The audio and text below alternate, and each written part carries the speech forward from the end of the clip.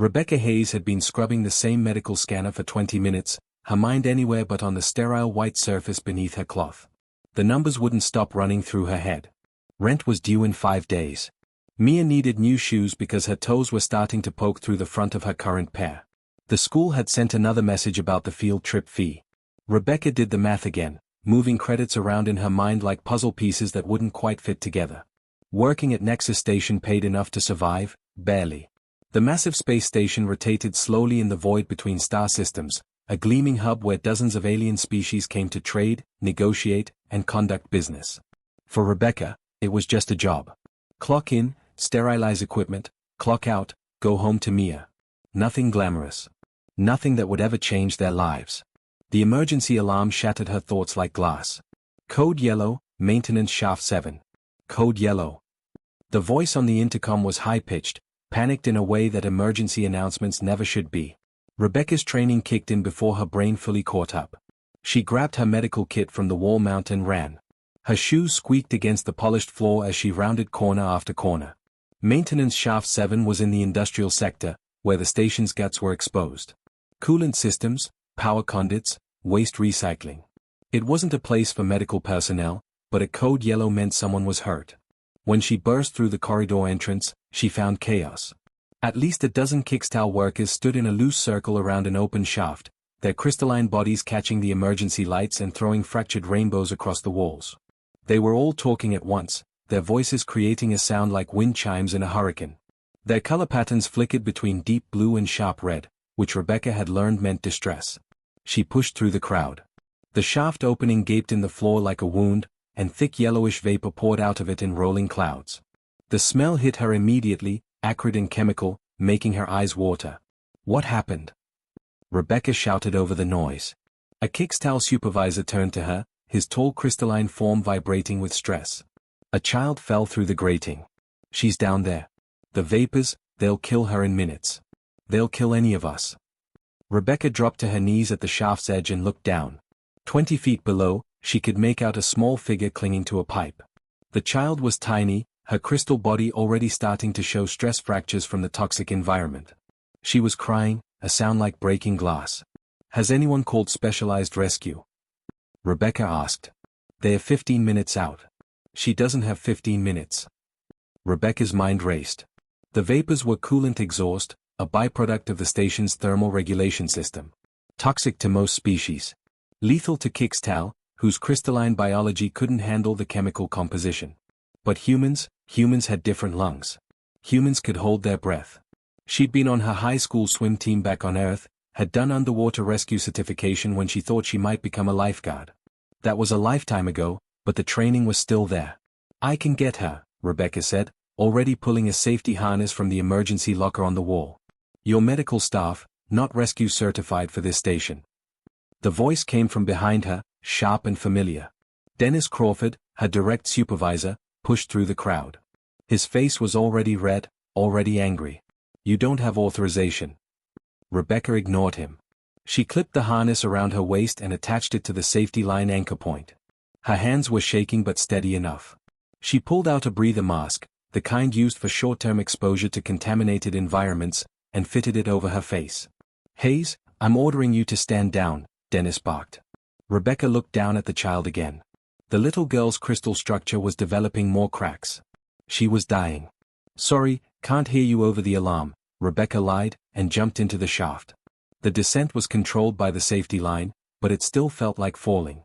The vapors surrounded her immediately, thick and choking. Even with the mask, she could feel the chemicals trying to seep in. Her eyes burned. The temperature was wrong, too hot on her left side from a nearby conduit, too cold on her right from the coolant leak itself. 20 feet had never felt so far. The child saw her coming and reached up with crystalline arms. Rebecca grabbed her, shocked at how light she was, how fragile. The little girl's body was hot to the touch, her internal structure already compromised by the toxic environment. I've got you, Rebecca said, even though the child probably couldn't understand English. I've got you, sweetheart. She wrapped one arm around the child and hit the emergency ascent button on her harness with her free hand. The safety line engaged with a mechanical whine, and they shot upward. It happened fast. Too fast. Rebecca's shoulder slammed into a coolant pipe on the way up, and she heard the crack before she felt the pain. The pipe housing shattered, and bright blue coolant began spraying everywhere, hissing as it hit the hot air. They broke through into the corridor, and hands pulled them away from the shaft. The Kixtal workers surrounded the child, checking her, their voices a chorus of relief and concern. Rebecca collapsed against the wall, ripping off a mask and gasping for clean air. Her shoulder throbbed, and she was covered in blue coolant that was probably going to stain her skin for a week. But the child was alive.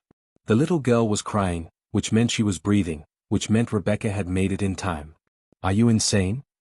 Dennis was standing over her, his face now purple with rage. Do you have any idea what you just did? That pipe you broke is worth 50,000 credits. 50,000.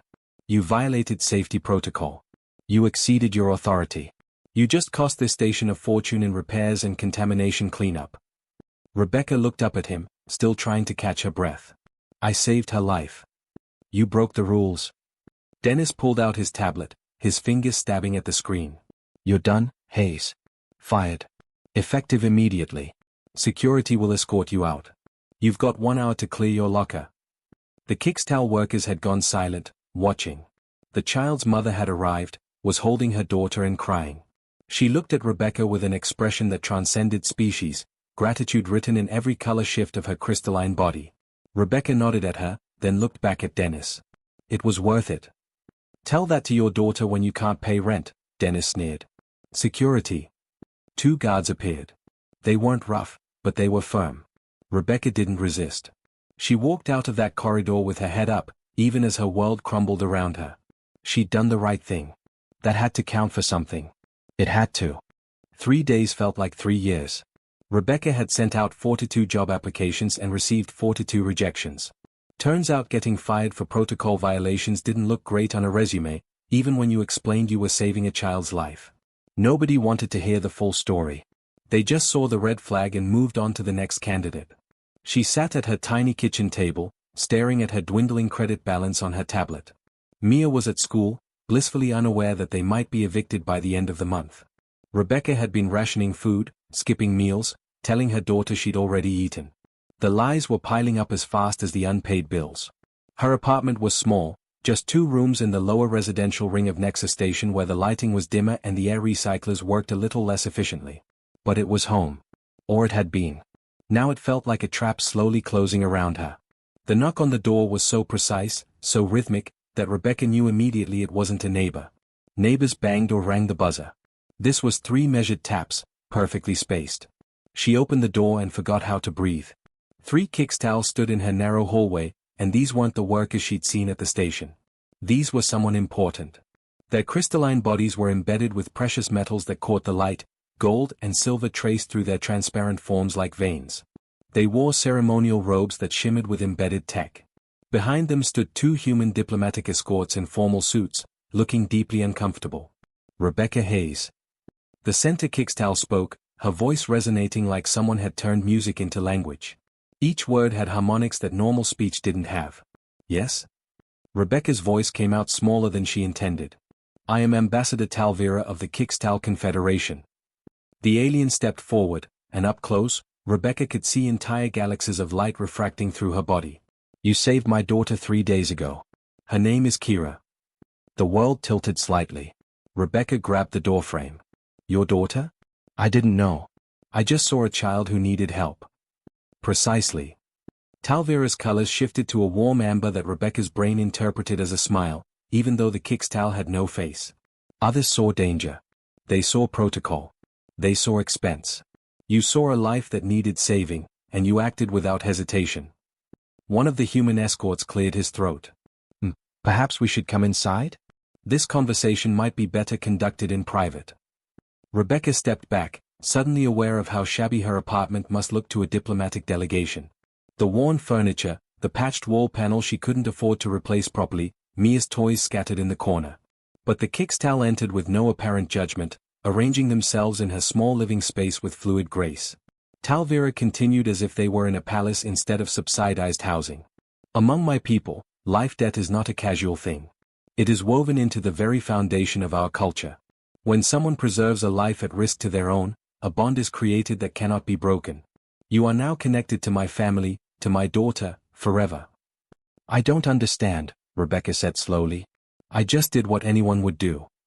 But they did not do it. Talvira's voice turned sharp, crystalline edges cutting through the words.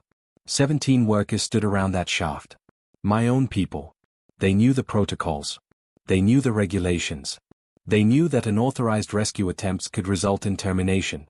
And they waited for someone else to take responsibility. Rebecca thought about Dennis, about his purple face and his threats. I got fired for it. I know. We know everything that happened. One of Talvira's attendants stepped forward, holding a tablet that projected a holographic document. We've reviewed the station footage. We've interviewed witnesses. We've examined your employment record. You are a person of exceptional character who was punished for an act of profound courage. I still lost my job, Rebecca said quietly. And I have a daughter to support. Yes. Mia, age 7, attending Station Primary School. Talvira's colors shifted again, this time to something Rebecca couldn't interpret. Which brings me to why we're here.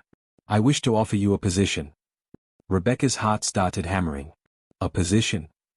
As Kira's personal guardian and human cultural liaison to my household.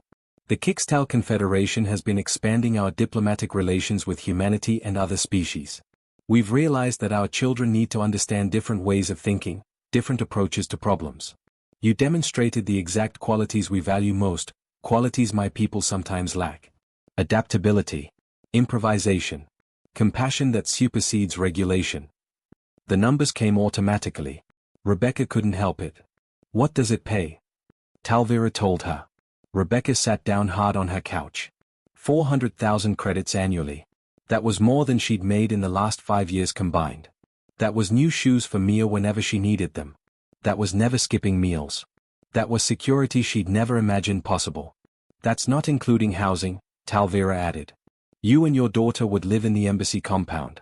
Full accommodations, education for Mia in our diplomatic school, medical care, transportation. All provided. I don't know anything about Kixtal culture, Rebecca stammered. I'm just a medical tech. I sterilize equipment and file reports. I don't have diplomatic training. You have something more valuable.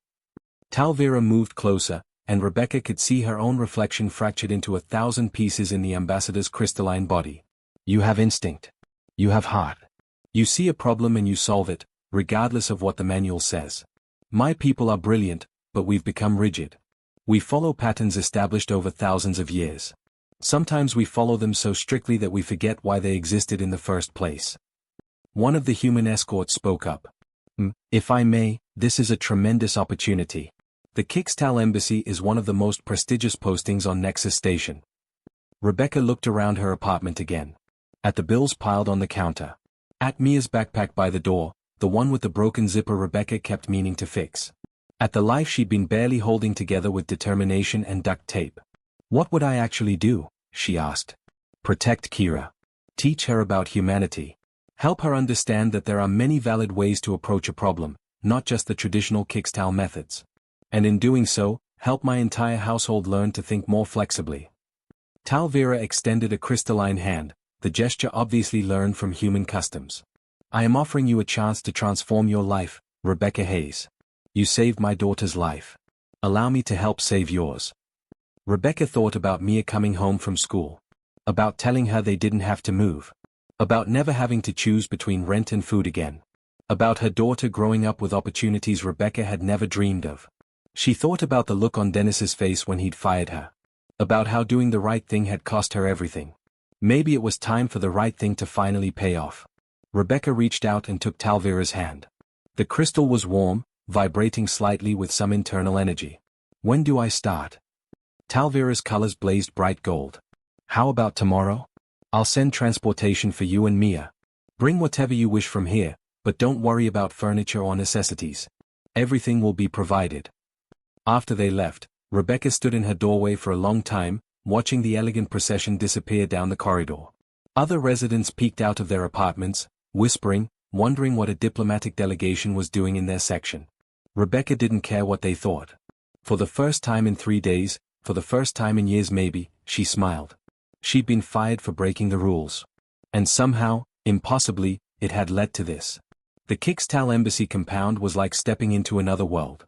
Rebecca stood in the entrance hall with Mia clutching her hand, both of them staring upward at impossible geometric patterns that seemed to shift and breathe with internal light. The walls weren't just walls. They were living crystal formations that hummed with barely audible frequencies, creating harmonics that made Rebecca's teeth vibrate slightly. Mia's eyes were huge. "Mom, is this real?" "I think so, sweetie," Rebecca whispered back, not entirely sure herself. Their quarters were larger than their entire previous apartment. Floor-to-ceiling windows looked out over the station's central plaza, where ships came and went like fireflies. Mia had her own room, a real bed instead of the fold-out cot she'd been using. Rebecca found herself opening drawers and closets just to verify they were real, that this wasn't some elaborate dream she'd wake up from. But the reality of the job hit her on the second day. Kira, the little girl she'd saved, was struggling. Badly. The child sat in a learning chamber surrounded by floating holographic displays, her small crystalline body flickering with stress colors while an automated teaching system droned on about diplomatic protocols. She was supposed to be memorizing 17 complex negotiation frameworks, the kind of thing Kickstal children her age were expected to absorb through repetition. It wasn't working. Kira kept making the same mistakes, her colors shifting to dark purple with frustration. Every error triggered the system to restart the entire sequence. Rebecca watched for 20 minutes before she couldn't take it anymore. She walked into the learning chamber and shut off the hologram. Kira looked up, surprised. "I'm supposed to study." "I know. But this isn't teaching you anything except how to hate learning." Rebecca sat down on the floor, which seemed to surprise Kira even more. Important adults didn't sit on floors in Kickstal culture. "Can I try something different?" Kira's colors shifted to curious yellow. "Different how?" "Tell me about your favorite thing. What do you like to do when nobody's making you study?" The question seemed to confuse Kira. She tilted her crystalline head, refracting light across the wall. "I like the garden. The one with the singing stones." "Okay. So let's say you're in the garden, and you meet someone from another species who's never seen singing stones before. How would you explain them?" Kira thought about it. "I would show them. Let them hear the music." "Exactly. You'd share something you love, and that would make them happy, right? That's diplomacy. It's not about memorizing rules. It's about connecting with someone and finding common ground." Rebecca pulled out her tablet. "What if we turn these protocols into a story? You're a crystal princess traveling to different kingdoms, and each one has different customs you need to learn." Kira's colors brightened. "A story?" Rebecca spent the next hour weaving the dry diplomatic protocols into an adventure. The princess had to navigate the Water Kingdom where everyone spoke in bubbles, the Fire Kingdom where greetings were performed through light displays, the Earth Kingdom where silence showed respect. She acted out the different characters, used silly voices, made Mia join in to play supporting roles. Kira was laughing. Actually laughing, a sound like wind chimes in a breeze. And she was learning, absorbing the protocols without even realizing it because they were wrapped in narrative and emotion instead of rote repetition. When Ambassador Talvira walked in an hour later, she found all three of them on the floor, acting out a diplomatic crisis between the Sky Kingdom and the Shadow Realm. "What is happening here?" Talvira asked, her voice carrying layers of confusion. Rebecca scrambled to her feet, suddenly aware this might not be what the ambassador expected. "I'm sorry, I know this isn't traditional, but the repetition method wasn't working for Kira, so I tried." "She learned all 17 protocols," Kira interrupted, her colors blazing proud gold. "I know them all now. Want to see?" And she did. Kira recited each protocol perfectly, not mechanically, but with understanding of why each existed and when to use it. She'd absorbed in 1 hour what 3 weeks of traditional education had failed to teach. Talvira stood very still for a long moment. Then her colors shifted through a spectrum Rebecca had never seen before. "How did you do this?" "I just made it interesting," Rebecca said. "Humans learn better through stories. Through connection. Maybe Kickstal do too, but nobody's tried it before."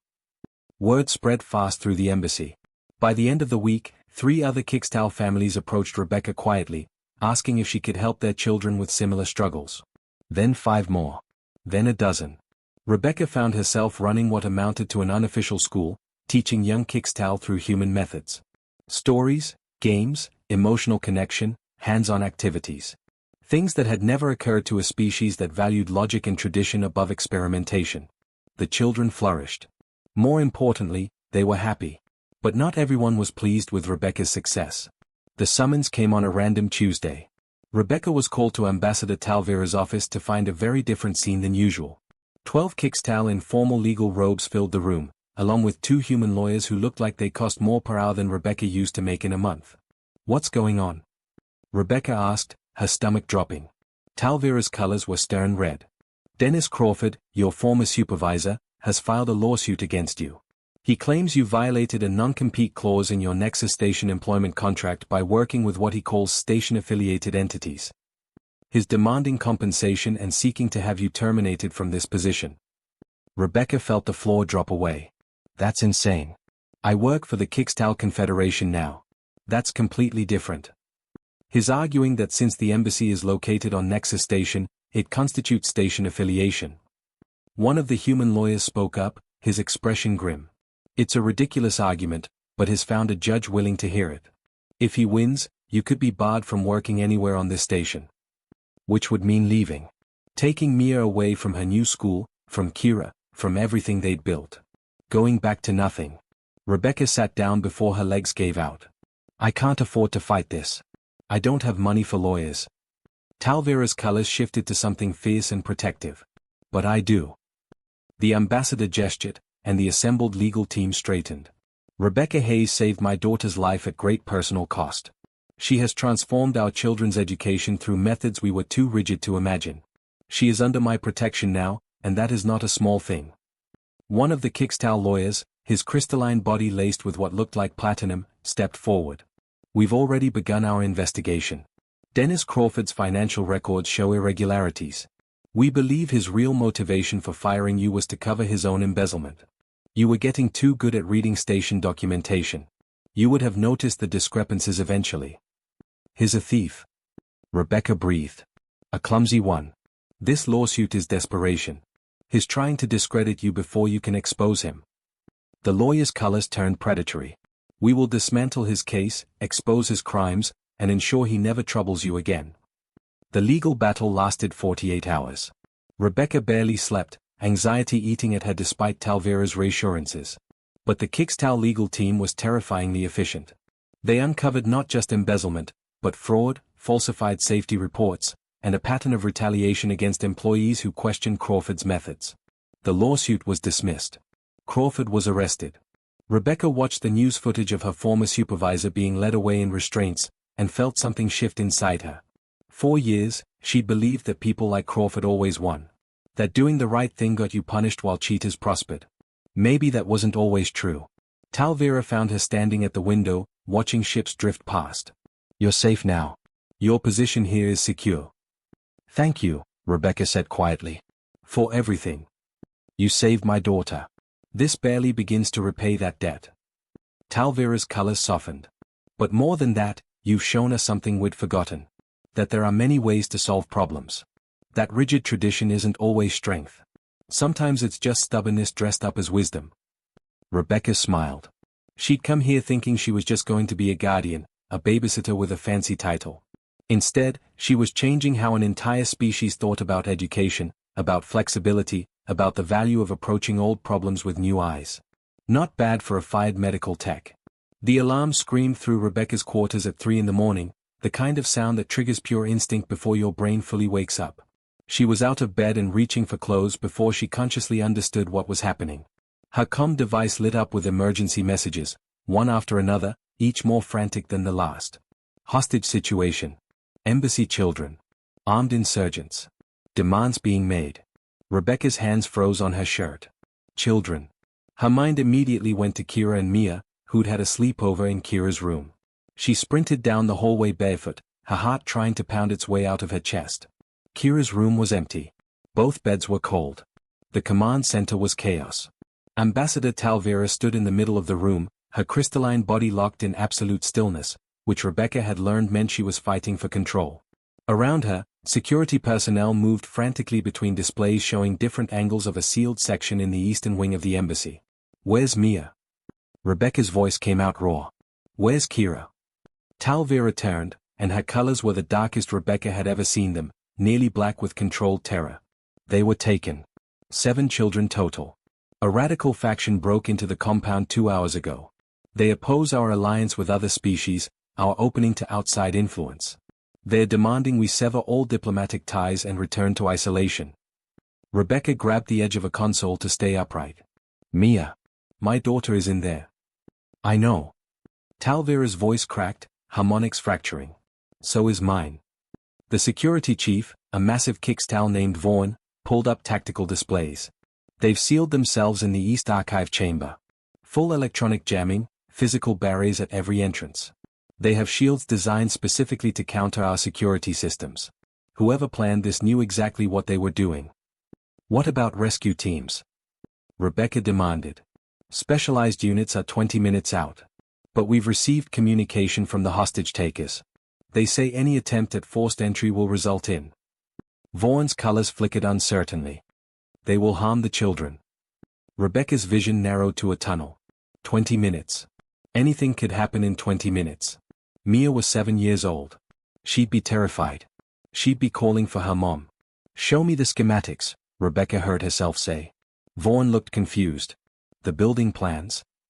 Everything. Ventilation, maintenance access, service corridors. Everything that isn't a main entrance. Those systems are too small for Kickstal to navigate, Vaughn said slowly.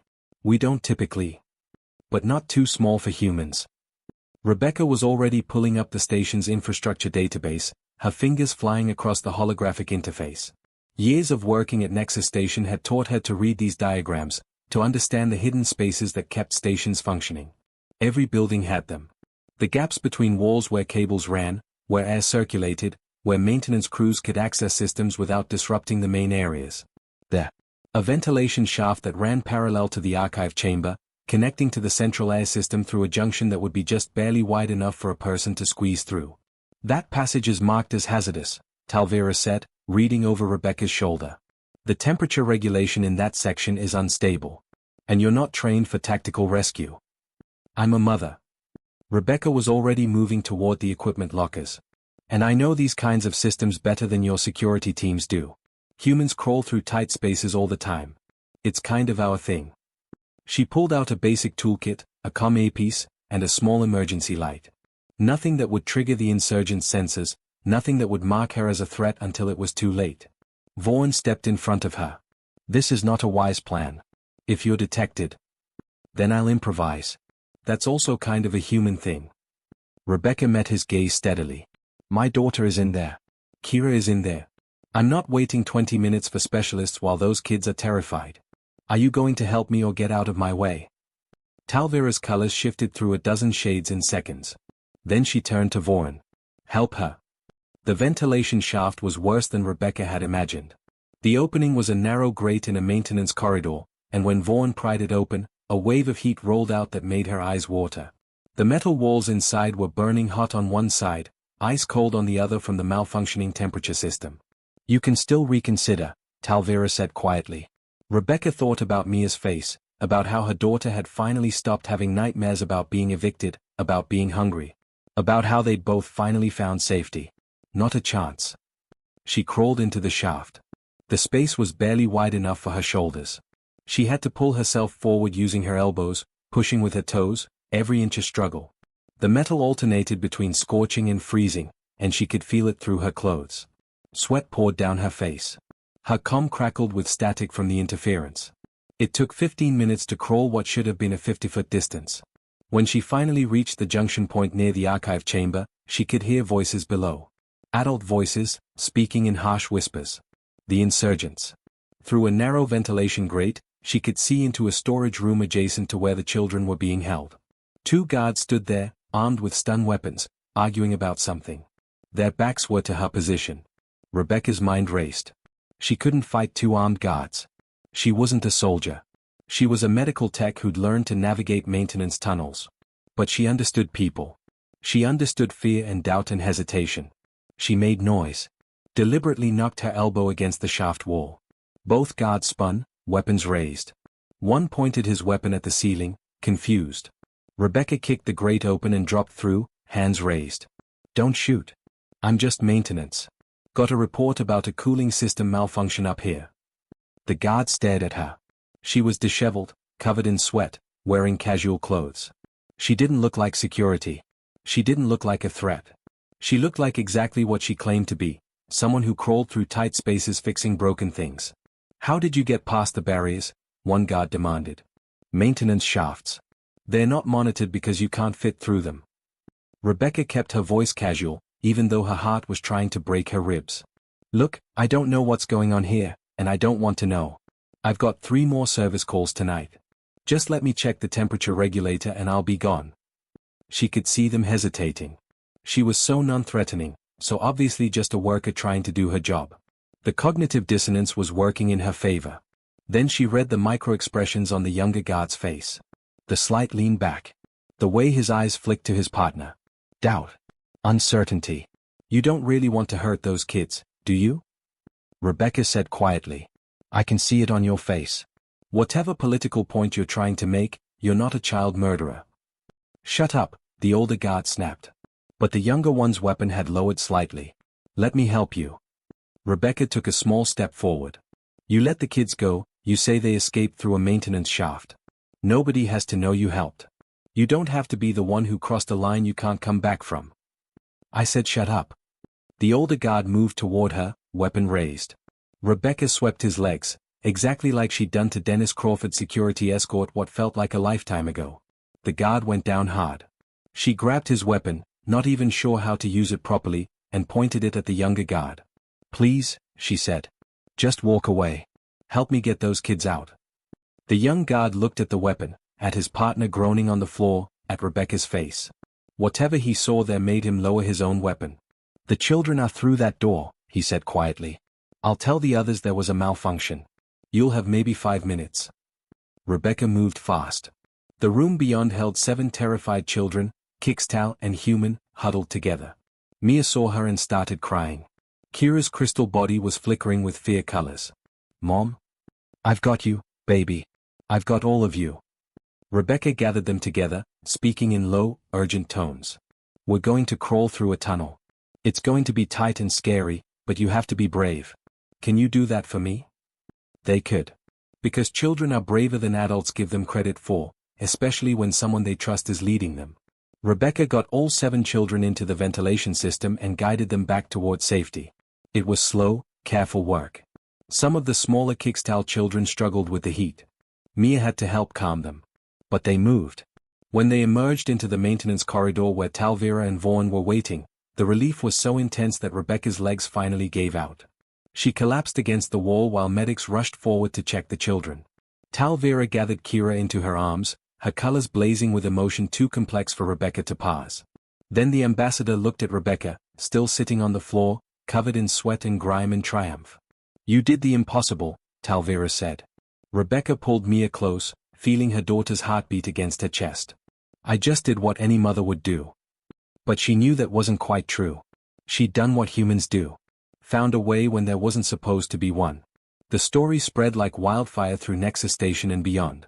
Within hours, every news feed across a dozen species was running the same headline: Human mother rescues 7 children using ventilation shafts and compassion. The footage from security cameras showed Rebecca crawling through impossible spaces, talking down armed guards, leading terrified children to safety. Rebecca tried to avoid the attention. She really did. But when you become the most famous human in 3-star systems overnight, privacy becomes a luxury you can't afford. The messages started immediately. Requests for interviews from every major network. Marriage proposals from species she'd never heard of. Job offers that made her previous salary look like pocket change. It was overwhelming in a way that made her want to hide in her quarters and never come out. Mom, we're famous, Mia said, scrolling through her tablet with wide eyes. There's a cartoon about you already. Look, they made you really tall. Rebecca looked at the animated version of herself, depicted as some kind of action hero with bulging muscles and a dramatic cape. That's not even what happened. I think it's cool. Mia grinned, and Rebecca couldn't help but smile back. Her daughter had bounced back from the hostage situation remarkably well, probably because she'd never doubted her mom would come for her. That faith meant everything. The real change came 2 weeks later. The Kixtal Confederation called an emergency council session, broadcast across their entire territory. Rebecca was asked to attend, though nobody would tell her why. She sat in a massive amphitheater filled with hundreds of Kixtal officials, their crystalline bodies creating a sea of refracted light that hurt to look at directly. Ambassador Talvera stood at the central podium, her voice amplified to reach every corner. For 3,000 years, our civilization has prided itself on logic, tradition, and adherence to established wisdom. We have built a society of order and precision. But we have also become rigid. We have mistaken inflexibility for strength, and in doing so, we have limited ourselves. The assembled officials shifted, colors flickering with uncertainty. Rebecca Hayes has shown us something we had forgotten. When faced with an impossible situation, she did not consult protocols. She did not wait for proper authorization. She saw a problem, understood its human dimensions, and solved it in a way none of us had considered. Talvera's colors blazed bright. She has done this repeatedly. In education. In crisis. In every challenge she has faced. This is not luck. This is a different way of thinking, one that values adaptability over tradition, compassion over regulation, creative solutions over established procedures. Talvera gestured, and a holographic document appeared above the assembly. Today, the Confederation establishes the Council of Unconventional Wisdom. Its mandate is to bring new perspectives to old problems, to challenge our assumptions, and to ensure we never become so rigid that we sacrifice children to protocol. Rebecca's stomach dropped as she realized where this was going. Rebecca Hayes, we offer you the position of first human advisor to the Confederation. Your role will be to teach our people what you have taught our children, that there are many valid approaches to any challenge, and sometimes the best solution is the one nobody has tried before. The amphitheater erupted. Some Kixtal blazed with approval, others flickered with skepticism. Rebecca sat frozen, unable to process what she was hearing. Later, in a private chamber, she tried to argue. I'm not qualified to advise governments. I barely graduated from technical school. I don't know anything about politics or policy or... You rescued 7 children using ventilation ducts and empathy, Talvera interrupted gently. You revolutionized our educational approach through storytelling. You see solutions that entire teams of specialists miss because you think differently than we do. That is exactly what we need. Other species will want this too, Vaughan added. He'd been promoted after the hostage crisis, his rigid protocols replaced with a new appreciation for human improvisation. The Valtor Collective has already requested human negotiators. The Prism Assembly wants human educators. Word of your success has spread. Humanity's emotional intelligence, your adaptability, your ability to connect across cultural boundaries, these are resources the galaxy has overlooked. Rebecca thought about the little girl she'd pulled from a toxic shaft, how that single moment of choosing compassion over protocol had led to all of this. It seemed impossible that one decision could cascade into something so large. What about Mia? She asked quietly. She and Kira will attend the same schools, learn from both cultures, grow up as sisters in everything but biology. Talvera's colors softened. We are not asking you to sacrifice your family. We are asking you to expand it. Rebecca accepted. Because when you've already jumped into toxic shafts and crawled through burning ventilation systems, saying yes to the impossible becomes easier. The formal announcement was made 3 days later. The galaxy's reaction was immediate and divided. Some species embraced the idea of human advisors enthusiastically. Others were skeptical that emotional, short-lived humans could offer anything to civilizations thousands of years old. Rebecca didn't care about the skeptics. She focused on the work. She designed new training programs that combined Kixtal logic with human creativity. She mediated disputes between species that had been deadlocked for years, finding compromise through emotional understanding rather than rigid negotiation frameworks. She taught young diplomats that sometimes the best solution to a problem was asking what would a kind person do, instead of what does the manual say. And slowly, measurably, things changed. 6 months into her new role, Rebecca received an unexpected message. It was from Nexus Station Security. Dennis Crawford, her former supervisor, had been sentenced to 15 years for embezzlement and fraud. The evidence the Kixtal legal team had uncovered led to a complete audit of station finances, revealing corruption that went back a decade. Rebecca stared at the notification for a long time. The man who'd fired her for saving a life was now behind bars for stealing from the people he was supposed to serve. There was poetry in that, somehow. A year after the hostage crisis, Rebecca stood before the Galactic Assembly for the first time. Representatives from 40 species filled the chamber, some humanoid, some utterly alien, all waiting to hear what the human had to say. In the front row, Mia and Kira sat together, holding hands.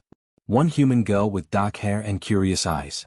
One Kixtal child whose crystalline body refracted light into rainbows. They whispered to each other and giggled at some private joke, completely unaware of how radical their friendship was. Rebecca looked at them and knew exactly what to say. I was fired for breaking protocol to save a life. At the time, it felt like the end of everything. I had a daughter to support, bills I couldn't pay, and a future that looked impossibly dark. I was angry. I was scared. I thought doing the right thing had destroyed me. She paused, letting the translation systems catch up. But that moment taught me the most important lesson I could have learned, and it's the same lesson I hope to share with all of you today. Compassion matters more than rules. Doing what's right matters more than doing what's expected. And sometimes, losing everything means you're finally free to find what actually matters. She gestured to the two girls. My daughter and the child I saved are growing up together now. They don't see species or diplomacy or cultural barriers. They see a friend. That's what humans do best, I think. We connect. We improvise. We look at someone in trouble and ask, how can I help? Before we ask, what's the procedure? The assembly listened in absolute silence. I'm not saying tradition is worthless or that protocols don't matter. But I am saying that rules exist to serve people, not the other way around. And any system that punishes compassion needs to be changed. Rebecca smiled. Getting fired was the best thing that ever happened to me. Not because of this job, though I'm grateful. Not because of the salary or the prestige or any of that. It was the best thing because it proved something I needed to know, that the universe still rewards kindness sometimes. That doing the right thing, even when it costs you everything, can lead somewhere beautiful. The applause started with the human delegation, then spread.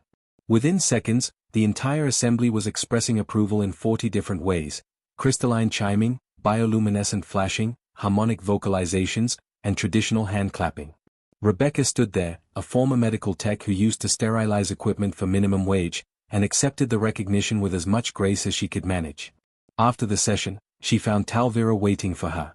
That was a remarkable speech, the ambassador said. I just told the truth. Rebecca watched Mia and Kira running through the embassy gardens, chasing light moths and laughing. Everything did change. I changed it by choosing compassion over fear. And now I get to teach others to do the same. The galaxy is better for having humans in it, Talvira said quietly. Rebecca thought about a broken coolant pipe on Nexus Station, about a little girl clinging to metal in toxic fog, about the moment she decided one life was worth any consequence. The galaxy is better when anyone chooses kindness, she corrected gently. Humans just happen to be pretty good at it. And somewhere, in the maintenance levels of Nexus Station, a repaired coolant pipe hummed quietly. A small reminder that the greatest changes often start with the smallest acts of courage, and that sometimes, the person willing to break the rules is exactly the person the world needs most.